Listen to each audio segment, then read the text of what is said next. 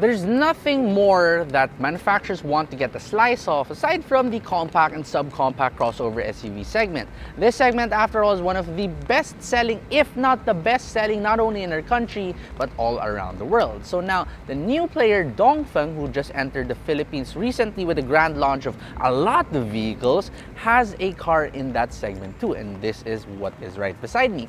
This is the Dongfeng Aeolus Mage, a car that promises great looks and a great powertrain.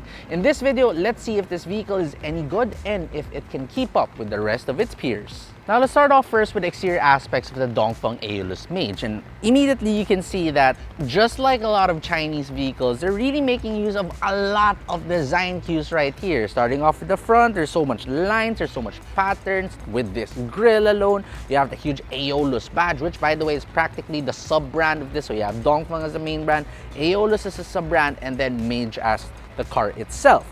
Also notice that these LED headlamps, yes, they are all LEDs and they're very bright, but I really don't get why these manufacturers love putting some of these like blue accents in there, which don't really serve much of a purpose, but I guess it does somehow enhance the look of it aesthetics-wise. Here by the center, you also notice a chrome strip. From afar, you might think that that is a light bar, but no, it does not light up. So as you move on over towards the side of the Dongfeng Aeolus Mage, it will immediately remind you of another good selling, not best selling, good selling vehicle in this class too. That's also Chinese. Do you see it? GAC MQ. Yes, it pretty much looks like the same vehicle, only squashed down a little bit to make it a little bit lower in terms of height. You also have the same pop-out door handles, and you also got a lot of cameras right here. But this one gets a 19-inch rims. Unfortunately, they are wrapped in not so great branded tires though. They are Chaoyang tires, but well, let's see just how these tires hold up later on in the drive. Now towards the rear of the Dongfeng Aeolus Mage, what you'll see here is again, it has a little bit of those design cues which we've already seen in the GAC MQ. Now don't get me wrong, I'm not saying that they're copying one or the other, I'm just saying that this simply is a trend right now. So on the top you'll have this like very alien jet fighter spaceship looking shaped spoiler right there. You have those two like high mount stoplights. You have a very nice light bar that runs across this entire rear end, and you'll also notice that in terms of the shape of it, the fastbackness of it, kind of reminds me of like a BMW X4 and X6. Now, what I'm not a big fan of is if you look down under, you'll see that there are quad exhaust tips, but guess what? None of them are real. But don't be that dismayed, because if you look under, there are two legitimate exhaust pipes which are, well, not connected to those tail pipe exhaust tips at all, which is kind of weird. Oh, another weird thing, this vehicle has 305 Newton meters of torque, but according to the badge here, it says 320 torque, which is 320 Newton meters, and with that, I really don't understand. But yeah, there's that. So now we open up this tailgate, and yes, it is powered. And in here, you'll notice that space honestly isn't too bad, especially given that it has this like lift back design to it. You have ample amounts of space for a couple of luggage here, and there's even a false floor which does house a space saver spare tire, which is honestly, again, getting pretty rare nowadays. So when it comes to the powertrain, this is honestly where the Dongfeng Aeolus Mage shines compared to its competitors, because what you have here, while it is a very similar 1.5 liter displacement engine, it is pretty powerful. What you're getting here is 204 horsepower and 305 Newton meters of torque. Now, this is paired to a 7-speed dual clutch transmission, which honestly is also pretty responsive, so it makes for a very nice driving vehicle. Anyway, we'll see more of that again in the driving segment later on. Now, for fuel economy, you'll return around 5.5 kilometers per liter on the city, which honestly isn't great, but it's not the worst either. And on the highway, you should expect to return around 13 or 14 kilometers per liter. Now inside the Dongfeng Aeolus Mage, first we check the door. Sounds about okay, not bad honestly. So in here, you have an interior that's also very modern looking, and by that I mean it's extremely minimalist. There's practically nothing here aside from a huge touchscreen by the center, a small electronic shifter, an electronic parking brake, and your digital instrument cluster. With that said, the materials that they use, they're a bit on the okay side of things. So yes, there will be some sort of soft touch materials all over. They're not the thickest in terms of padding, but they're okay. They're definitely a huge step up from, you know, hard touch plastics everywhere. I'm not exactly a big fan of like the satin finish by the center though, but yeah, the air vents, they look very jet fighter like. The digital instrument cluster is pretty easy to read. This is a 13.2-inch center touchscreen, which unfortunately controls everything. On one hand, it's very clean looking layout, but then again, you do have to control literally everything from here. And by everything, I mean everything, including to adjust your side mirror. So you don't have like physical buttons on the side. This center shifter right here, yeah, it's pretty easy to use. It's pretty straightforward. Not exactly a big fan too of the crystal effect on it. I think GAC, for example, does a better job at the crystal effect. But yeah, there's that.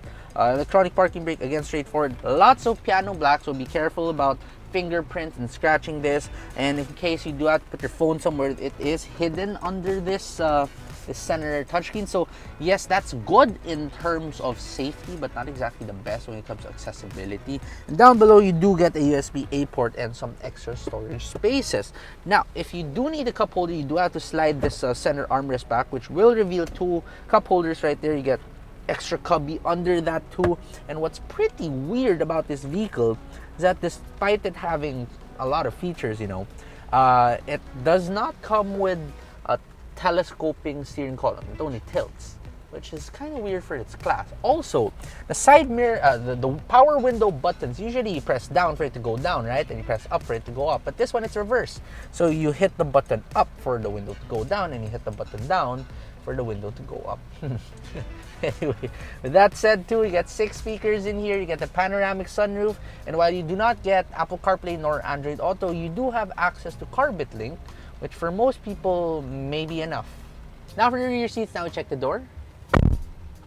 Okay, that sounds pretty good too. So once you're seated back here, this is a little bit of a hit and miss. Personally, I do love the feel because the seats are very low, so I feel like I'm riding in a sedan, but that's a personal preference. Some people, they might like a more commanding SUV-like seating position. But yeah, it's pretty comfortable back here. I do like the seats. I do like the thigh support it provides you, as well as the pre-reclined position that it gives you. And space is obviously amazing. You got crap load of space right here, not just for leg room but also for headroom, despite having a panoramic sunroof. Now in terms of toys, there really isn't too much back here, but there is this one ginormous air vent, which I really don't get why Chinese manufacturers love doing that. There is one USB-A port, there is a center armrest, 2 cup holders, and remember the soft touch materials on the front, well, they don't really continue here at the back, but nonetheless, this entire side, there still are bits of it where your arms would probably touch. So yeah, at the end of the day, that is what's most important. Oh, seating 3 people back here is also more than doable, but because the car does feel wide and this center seat isn't high, as well as the car having a floor that is almost completely flat. So now we drive the Dongfeng Aeolus Mage, and driving this vehicle is very surprising because, you know, a lot of the cars in this class, yes, they look very sporty, but when you drive them, yeah, I mean, they're sporty enough, but they're not particularly fast. But this one, with its 204 horsepower and 305 Newton meters of torque, actually makes for a pretty fun and engaging drive. There really is a lot of power on tap. This might just be the most powerful vehicle in the class, and you can really feel that.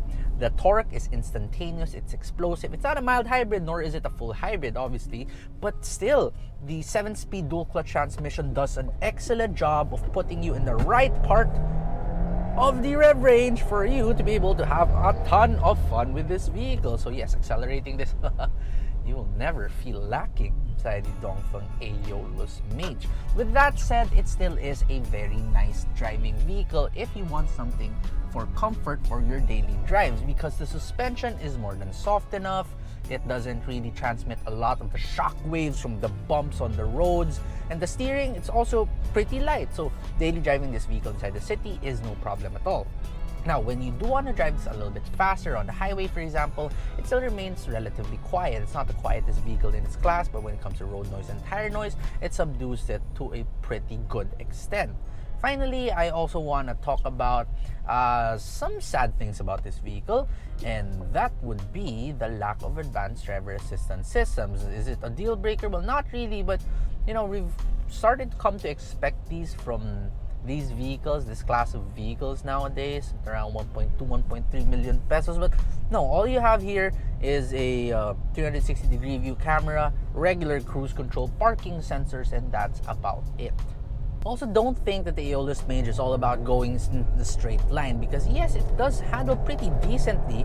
You can really feel that there is still a little bit of a body roll. It still is a pretty high car after all, but yeah, it remains pretty planted. Even if you want to do a little bit of a moose test right here, it's one of the better cars in its segment when it comes to handling. Again, it may not be the best, but it still is pretty good nonetheless. Now, with that aside too, the brakes, yes, they feel very sporty, they feel very grabby, but that in itself can also be a little bit of a downside, because when you are driving this inside city speeds, you can find it to be a little bit too jerky. So you kind of just have to get used to it and kind of just modulate it a little bit more.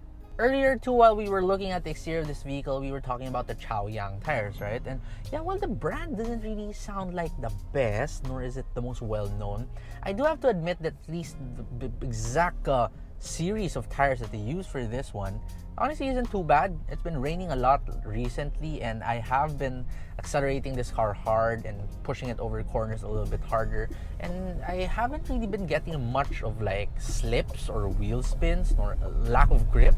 They're actually pretty decent. So, you know, just give the brand a chance. Don't judge it too quickly just because of its name. The Dongfeng Aeolus Mage is therefore really not a bad vehicle. It doesn't particularly stand out compared to its peers in any way, except for maybe the powertrain. But that aside, it's a very run-of-the-mill compact SUV. That's pretty much what you would expect in this class. Nonetheless, the pricing, it's pretty good. You can get this car now for 1,248,000 pesos. And again, while it may not be perfect, nor does it really stand out in any way, at that price, I think it is a deal to consider if you're looking for something that has over 200 horsepower, has more than enough space, and is also pretty comfortable for a daily driving vehicle.